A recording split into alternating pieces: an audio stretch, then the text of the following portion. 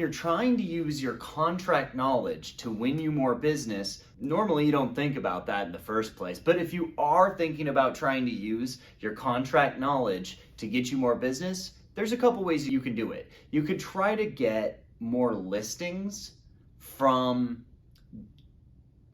doing more things that build value to the seller.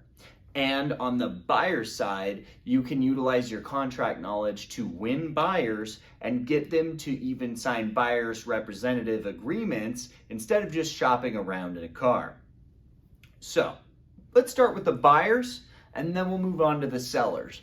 There's ways you can win more business utilizing it from both angles. On the buyer's side, let's start there, like I said. When you first meet a buyer, the first thing they're judging is, can you help me through the process? We have presentations that walk people through buyer consultations. And if you want to look at that, look at other videos we've already created. Make sure to like and subscribe for more content like that.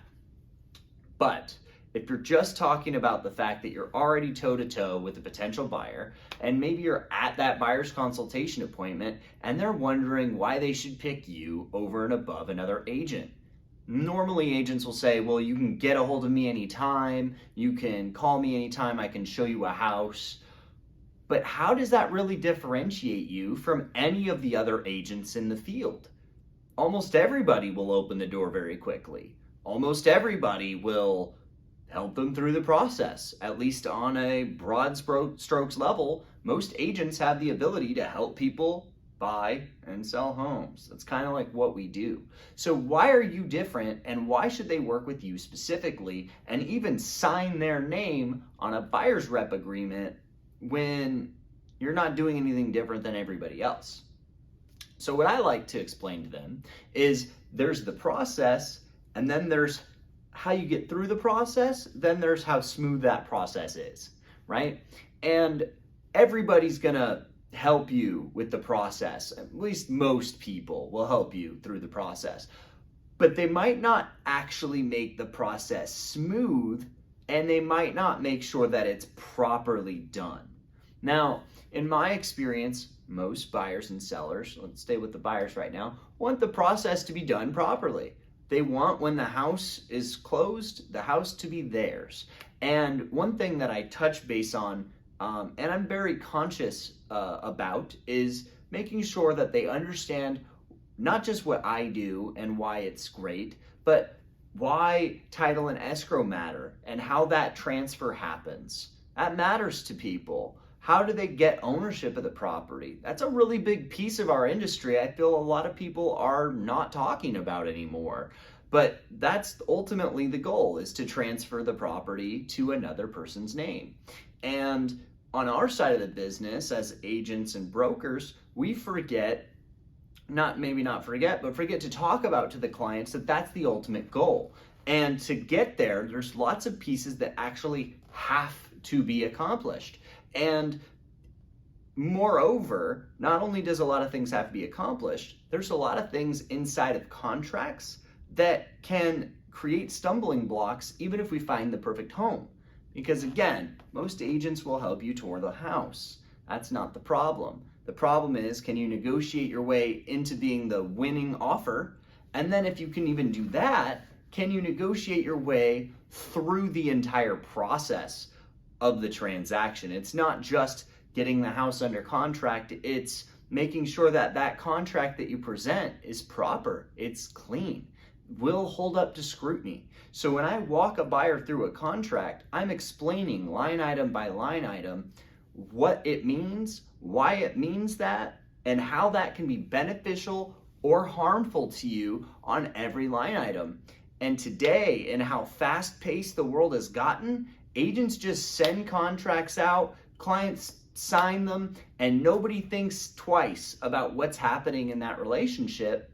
But what's really happening, in my opinion, is the broker or the agent isn't taking enough time to truly educate the client on what they're signing, what the outcomes are, positive and negative, of the large line items and even the small line items that have to be accomplished before that happens.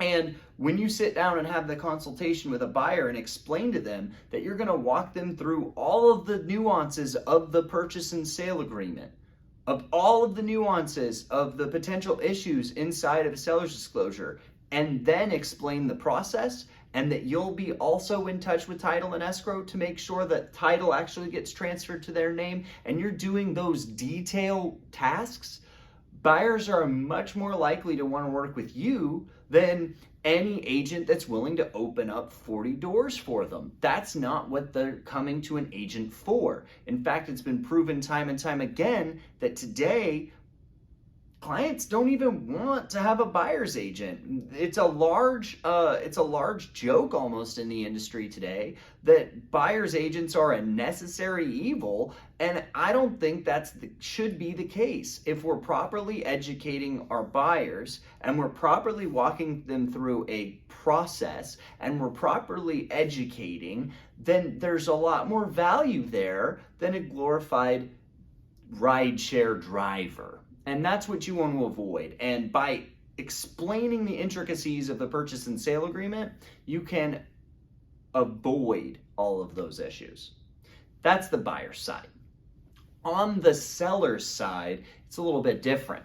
On the seller's side, you're sitting toe-to-toe with them at a listing appointment, and I want to explain to them that there's a lot more to the contract than even just accepting an offer when we get it. And I explain that to them. I explain that there's abilities for us to undisclose their information.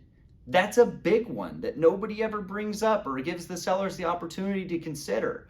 I explain to them that the seller's disclosure statement has to be done, and we get that done as fast as we possibly can. And I help answer all of the questions that you have on it, but I can't do it for you, but I can help answer all the questions you have on it.